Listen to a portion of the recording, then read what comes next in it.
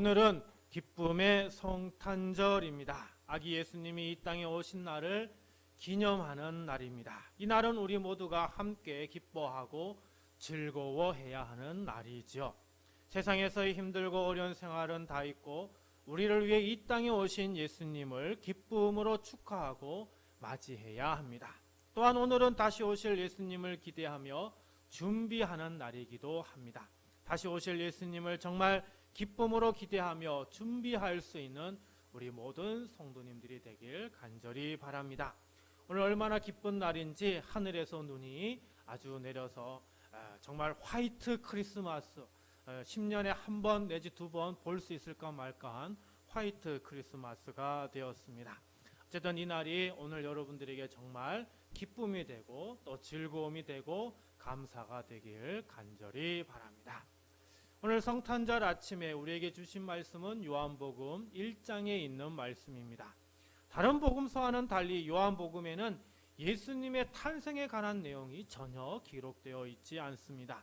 마태복음이나 누가복음은 예수님이 태어나신 장면을 아주 생생하게 기록하고 있고 주변 상황까지 기록하고 있는 것을 볼 수가 있는데요. 왜 요한복음은 예수님의 탄생에 대해서 기록하고 있지 않는가? 우리는 이렇게 질문을 던질 수 있습니다. 아마 이 사도 요한은 예수님이 그리스도이신 것이 너무나 분명하기에 굳이 예수님의 탄생 이야기까지 기록할 필요는 없을 것이라 생각한 것이 아닌가 저는 생각해 봅니다. 그래서 요한은 예수님 탄생 이야기를 요한복음에 기록하지 않은 것 같습니다. 그렇다고 해서 예수님의 탄생 이야기가 중요하지 않다라고 하는 것은 아닙니다. 요한은 예수님의 탄생이 우리에게 주는 더 구체적인 뜻을 우리에게 제시해 주고 있는데요. 그것이 바로 오늘 요한복음 1장에 나오는 이야기입니다. 요한복음 1장 1절로 14절은 예수님이 어떤 분이신지 아주 자세하게 그리고 아주 깊이 있게 이야기를 해주고 있습니다. 오늘 기쁨의 성탄절에 요한복음 1장의 말씀을 통해 함께 은혜를 나누고자 합니다. 하나님의 은혜가 이 시간 함께 하시길 간절히 기도드립니다. 먼저 예수님이 어떤 분이신지 보아야 하는데요. 우리 1절 볼까요? 1절입니다. 태초에 말씀이 계시니라. 이 말씀이 하나님과 함께 계셨으니 이 말씀은 곧 하나님이시니라. 아주 매우 중요한 이야기를 하고 있습니다. 태초에 뭐가 계셨다고요? 말씀이 계셨다고요. 이 말씀이 하나님과 함께 계셨다는 겁니다. 그리고 그 말씀은 뭐라고요? 하나님이시다라고 하는 것입니다. 하나님과 함께 계시면서 그러면서 하나님이신 분, 우리는 그분이 누구신지 정말 잘 알고 있습니다. 그분이 바로 예수님을 이야기를 하죠. 또 다르게는 성자 예수님, 성자 하나님, 그리고 그리스도, 메시아, 주님 이렇게 우리는 부르고 있습니다. 근데 여기에서 예수님을 뭐라고요? 말씀이다 라고 또한 이야기를 하고 있습니다. 말씀이신 예수님이 태초에 계셨다라고 하는 것입니다. 하나님의 피조물이 아니시다라고 하는 것이죠. 하나님과 함께 계셨던 분, 그분이 바로 예수님이시다라고 하는 것이죠. 이 세상을 창조하기 이전부터 계셨던 그 예수님이 하나님과 함께 하셨다라고 이렇게 말씀하고 있습니다. 3절입니다. 만물이 그로 말미암아 지은 바 되었으니 지은 것이 하나도 그가 없이는 된 것이 없느니라. 말씀이신 예수님이 태초에 하신 아주 중요한 일이 있는데 그것은 바로 뭐라고요? 이 세상을 지으셨다. 만물을 지으셨다라고 하는 것입니다. 이 세상을 창조하실 때 하나님이 창조하실 때 말씀으로서 계신 예수님이 함께 이 세상을 창조하셨다라고 하는 것이죠. 그리고 지은 것 중 그 어느 하나도 예수님의 말씀 없이 창조된 것은 없다라고 하는 것입니다. 다시 말하면 오늘 우리도 바로 이 하나님의 아들이신 예수님을 통하여 창조되었다라고 하는 그 사실입니다. 4절입니다. 그 안에 생명이 있으니 이 생명은 사람들의 빛이라. 자, 예수님 안에는 뭐가 있다고요? 생명이 있다고요. 이 생명은 바로 사람들의 빛이 된다라고 합니다. 그래서 예수님의 또 다른 별명이 뭡니까? 생명, 그리고 빛이 되는 것이죠. 쭉 넘어가서 9절입니다. 참빛 곧 세상에 와서 각 사람에게 비추는 빛이 있었나니. 자, 참 빛이 어떻게 해요? 세상에 왔다고 합니다. 참 빛은 각 사람에게 비추는 빛이라라고 하는 것이죠. 자, 각 사람에게 비추는 빛이라고 분명히 얘기하고 있습니다. 예수님은 모든 사람들을 뭉뚱그려서 비추는 빛이 아니라 각 사람 한 사람에게 비추는 빛이 되신다라고 하는 것이죠. 그래서 예수님은 그냥 예수님을 믿는 사람들 뭉뚱그려서 그 사람들에게 빛이 되는 것이 아니라 거기에 모여 있는 사람들 한 사람에게 빛이 되어 주신다라고 하는 것이죠. 또 쭉 넘어가서 14절입니다. 말씀이 육신이 되어 우리 가운데 거하심에 우리가 그의 영광을 보니 아버지의 독생자의 영광이요 은혜와 진리가 충만하더라. 자, 참 빛이시면서 말씀이신 예수님이 육신이 되었다는 것은 뭐예요? 인간, 사람이 되었다라고 하는 것입니다. 그래서 사람으로 이 땅에 태어나셨다라고 하는 것이죠. 세상에 하나님의 아들이신 그분이 이 땅에 인간의 몸으로 오셨다는 것이죠. 이것은 매우 충격적인 사건이며 놀라운 사건이며 그리고 매우 흥미로운 사건이 아닐 수 없습니다. 왜냐하면 신이신 예수님이 인간으로 오셨기 때문입니다. 자, 그러면 예수님은 신일까요? 아니면 인간, 사람일까요? 여성의 몸에서 태어났으니 사람의 아기로 태어났으니 당연히 사람이 맞겠죠. 하지만 사람은 피조물에 불과합니다. 그런데 예수님은 피조물이라고 이야기할 수 있을까요? 그렇지 않습니다. 태초부터 계신 분이신데 사람의 몸으로 왔다고 해서 피조물이라 이야기할 수는 없습니다. 그래서 예수님을 우리는 사람이 아닌 신이라 부르고 하나님의 아들이라 이렇게 부르는 것이죠. 그러면 예수님은 사람이 아닐까요? 예수님이 사람의 몸에서 태어났으니 당연히 뭐라고요? 사람이라고 부르는 것도 틀린 말이 아닙니다. 그러면 우리는 예수님을 신이라고 불러야 되는 겁니까? 아니면 사람이라고 불러야 하는 것일까요? 학자들은 이것들 때문에 갑론을박 그동안 많이 싸웠습니다. 사람이라 할 수 없다. 신이라고만 해야 된다. 그래도 이 땅에 사람으로 왔는데 어떻게 신이라 부르냐? 사람이라 불러야 한다. 이런 이야기들이 있었지만 결론적으로 사람들은 이제 학자들이 얘기한 것은 예수님은 신이시면서 동시에 사람이신 분이시다. 이렇게 부르는 것으로 결론 지었습니다. 저도 이 말에 전적으로 동의를 합니다.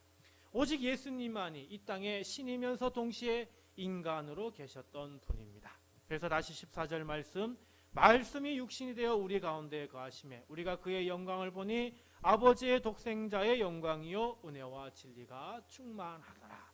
예수님이 우리 가운데 거하십니다. 사람으로서 거하시기도 했지만 신으로서도 또한 거하셨던 것입니다. 그래서 우리가 예수님을 보니 거기에 무슨 영광이 있다는 거예요? 하나님의 영광, 하나님 아버지의 영광이 있다는 겁니다. 그러다 보니 예수님을 통해서 오늘 우리가 뭘 볼 수가 있는 거예요? 은혜를 받을 수가 있고 진리를 받을 수가 있는 것입니다. 예수님에게는 하나님의 영광이 있습니다. 하나님의 능력이 있습니다. 하나님의 권위가 함께 하는 것이죠. 그래서 예수님께서는 그 하나님의 능력, 권위, 하나님의 영광으로 우리에게 은혜를 주시고 우리에게 진리를 깨닫게 하여 주시는 것이죠. 예수님의 은혜는 약한 자, 가난한 자, 소외된 자, 병든 자 이들과 함께 하시고 고치시고 치유하셔서 육신도 건강케 하시고 마음의 질병도 치유하시며 우리의 영혼도 고치시는 그 은혜를 베풀어 주신 것입니다. 또한 예수님의 진리는 사람이 알아야 할 그 진리, 바른 신앙을 알려주면서 하나님을 바르게 참되게 믿고 영접할 수 있도록 그 진리를 우리에게 알려주셨습니다. 따라서 하나님의 은혜와 진리이신 예수님이 이 땅에 태어나셨다라고 하는 이 사실은 우리에게 정말 큰 축복이요 은혜가 아닐 수 없습니다. 오늘 우리는 우리를 위해 유한한 존재인 사람으로 오신 예수님을 진심으로 기뻐하고 즐거워하고 감사해야 합니다. 자, 하지만 세상 사람들은 예수님을 알아보았을까요? 5절입니다. 빛이 어두움에 빛이 돼 어둠이 깨닫지 못하더라.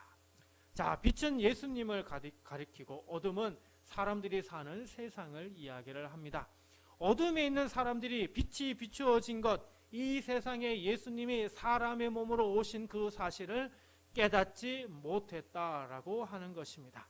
사람들은 그저 먹고 사는 문제에만 급급했고, 사람들은 잘 먹고 잘 살기만을 위해 힘썼고, 사람들은 그저 더 많이 가지기 위해 욕심과 탐욕을 부리고만 있었던 것입니다. 사람에게 정말 필요하신 존재를 찾는 이들은 불과 극소수에 불과했던 것이죠. 문제는 그 얼마 되지 않는 사람들조차도 예수 그리스도를 알아보지 못하고 다른 신을 찾고 잘못된 신을 경배하는 그런 모습들을 보여주고 있습니다. 이 땅은 빛으로 오신 예수님을 진정 깨닫지 못하고 말았습니다. 또 10절입니다. 그가 세상에 계셨으며 세상은 그로 말미암아 지은 바 되었으되 세상은 그를 알지 못하였고, 예수님이 세상에 계실 때조차도 세상은 예수님을 전혀 알지 못했다라고 하는 것입니다. 이 말은 무슨 말이냐? 예수님을 직접 만난 사람들조차도 예수님이 바로 하나님의 아들이신지를 분명히 깨닫고 알지 못했다라고 하는 것입니다. 예수님이 정말 우리에게 빛이 되시고 우리에게 말씀이 되시고 우리에게 생명이 되신다라고 하는 그 사실을 예수님을 직접 만난 많은 사람들이 예수님을 알지 못했음을 이야기를 합니다. 11절입니다. 자기 땅에 오매 자기 백성이 영접하지 아니하였으나. 자, 문제는 예수님이 이 땅에 주인으로 오셨는데 사람들이 예수님을 영접하지 않았다라고 하는 것입니다. 자기 땅, 바로 이 세상을 얘기합니다. 이 세상의 주인은 바로 예수님이신데, 주인이신 예수님이 이 땅에 오셨지만 백성들은, 이 땅에 있는 사람들은 예수님을 이 땅의 주인으로 알지 못하고 영접하지 않았다라고 하는 것입니다. 여기서 더 큰 문제가 있습니다. 예수님을 영접하지도 않았지만 가장 큰 문제는 예수님을 십자가에 못 박았다라고 하는 사실입니다. 그래서 예수님은 이 땅에 주인으로 오셨지만 십자가에 달려 죽으심을 받게 됩니다. 오늘날에도 수많은 사람이 참된 신이 누구인지 깨닫지 못하고 있습니다. 문제는 이제 신을 찾는 사람들이 예전의 절반도 되지 않는 현실입니다. 온갖 신들을 찾던 사람들이 이제는 신을 찾지 않는 무교, 종교가 없는 삶을 살아가고 있습니다. 그러다가 나이가 들고 병이 들고 그제야 신을 찾기 시작하게 됩니다. 신을 찾기 시작한 사람들이 예수님이 누구신지 깨달아 교회로 발걸음을 옮기고, 그래서 예수님을 영접하는 그런 은혜가 있길 간절히 바랍니다. 12절입니다. 영접하는 자, 곧 그 이름을 믿는 자들에게는 하나님의 자녀가 되는 권세를 주셨으니. 자, 영접하는 자, 즉 예수님을 주님으로, 주인으로 모시는 자라는 뜻이죠. 예수님을 하나님의 아들로 인정하는 사람입니다. 예수님이 이 땅을 만드시고 우리를 지으신 분임을 믿는 사람입니다. 예수님이 하나님의 아들로 이 땅에 오신 분임을 아는 사람입니다. 예수님이 우리의 죄를 용서해 주신 분임을 깨달은 사람입니다. 예수님이 생명이 되셔서 우리에게 영원한 생명을 주신 분임을 고백하는 사람입니다. 그러므로 예수님을 영접하는 자, 곧 그 이름을 믿는 자들에게는 하나님의 자녀가 되는 권세를 주셨다 말씀하고 있습니다. 여러분, 예수님을 영접하셨습니까? 예수님을 영접한 자입니까? 그렇다면 우리는 하나님의 자녀입니다. 우리는 하나님의 자녀가 되었습니다. 이제 하나님의 자녀로서 하나님이 주신 권세를 받았습니다. 이 권세는 하나님께 예배할 수 있는 권세요, 하나님의 말씀을 들을 수 있는 권세요, 하나님께 기도할 수 있는 권세요, 그리고 하나님의 나라에 들어갈 영원한 생명을 받은 권세입니다. 그러므로 하나님의 자녀로서 이 권세를 누리기 위해 오늘 우리는 어떻게 해요? 이 성탄절에 하나님의 전에 나와 예배하고 있는 것입니다. 그리고 여러분, 이 시간에 하나님의 말씀을 사모하여 설교 말씀을 경청하고 있습니다. 그리고 우리는 삶 가운데 늘 하나님께 기도하며 하나님의 응답을 간절히 바라고 있습니다. 그리고 우리는 하나님의 나라를 사모하며 이 소망을 가지고 우리는 삶을 살아가고 있습니다. 사랑하는 성도 여러분, 하나님의 자녀의 이 권세를 정말 잘 활용하며 삶을 살아가시길 바랍니다. 자, 하나님의 자녀는 권세만 받는 것이 아니라 또한 해야 할 사명이 있습니다. 우리 6절 말씀 봅니다. 하나님께로부터 보내심을 받은 사람이 있으니 그의 이름은 요한이라. 자, 하나님께로부터 보내심을 받은 사람이 있는데 그 사람이 바로 요한인데 우리는 이 요한을 뭐라고 부르죠? 세례 요한이라고 합니다. 7절입니다. 그가 증언하러 왔으니 곧 빛에 대하여 증언하고 모든 사람이 자기로 말미암아 믿게 하려 함이라. 세례 요한은 빛이신 예수님을 어떻게 해요? 증언하러 왔다는 겁니다. 하나님께로부터 보내심을 받은 이 세례 요한이 예수님을 증언하러 이 땅에 왔다라고 하는 것입니다. 그래서 이 세례 요한의 증언으로 많은 사람들이 예수님을 믿고 영접하게 되었다라고 하는 것이죠. 그러면 세례 요한은 어떤 사람입니까? 8절입니다. 그는 이 빛이 아니요 이 빛에 대하여 증언하러 온 자라. 세례 요한은 빛이 아닙니다. 단지 빛이신 예수님을 증언하러 온 것이죠. 이 세례 요한의 증언으로 많은 사람이 예수님께로 돌아오게 되었습니다. 이제 우리도 하나님의 자녀로서 해야 할 일이 있습니다. 그것은 바로 하나님께로부터 보내심을 받은 사람으로서의 사명인 것입니다. 하나님께로부터 보내심을 받은 사람은 어떤 사명을 받았을까요? 바로 주님을 증거하는, 주님을 증언하는 그 사명을 받은 것입니다. 예수님을 증언하기 위하여 오늘은 하나님의 보내심을 받았는데요. 이 땅에 인간에 오신 하나님의 아들 예수님을, 우리를 죄에서 건지신 예수님을, 우리에게 영원한 생명을 주신 그 예수님을 오늘 우리는 증언하며 살아야 하는 것입니다. 우리에게 복음이 되시는 이 예수님을 오늘 우리는 증언해야 하는데 우리가 비칠 수는 없습니다. 정말 하나님의 보내심을 받은 사람들 가운데 예수님을 증거하던 많은 사람들이 있었는데요. 그 사람들 가운데는 오히려 자기가 빛이 되어서 자기가 메시아다, 자기가 구주다, 자기가 그리스도라며 사람들을 유혹하고 사람들을 잘못된 길로 빠뜨리는 그런 이단의 교주들이 많이 생겼습니다. 오늘 우리들 가운데는 이런 잘못된 선택, 잘못된 판단으로 사람들을 잘못된 길로 이끄는 그런 일을 해서는 절대 아니 됩니다. 우리는 절대 빛이 될 수 없습니다. 우리는 생명이 될 수 없습니다. 우리는 말씀이 될 수 없습니다. 그저 우리는 하나님께로부터 보내심을 받은 자요 우리 주님을 증언해야 하는 그 사명을 받았을 뿐입니다. 잘못된 길로 빠지지 않고 오직 예수님을 우리의 구주, 우리의 복음이 되심을 담대히 증언하는 보내심을 받은 자, 하나님께로부터 보내심을 받은 그 사명을 잘 감당할 수 있길 바랍니다. 그리할 때 하나님께서 우리에게 더 큰 은혜를 주시고 우리를 더 사랑하시며 우리에게 풍성한 복을 허락하여 주실 줄 믿습니다. 오늘 이 성탄절이 바로 이런 복된 날이 되길 주의 이름으로 간절히 축원드립니다.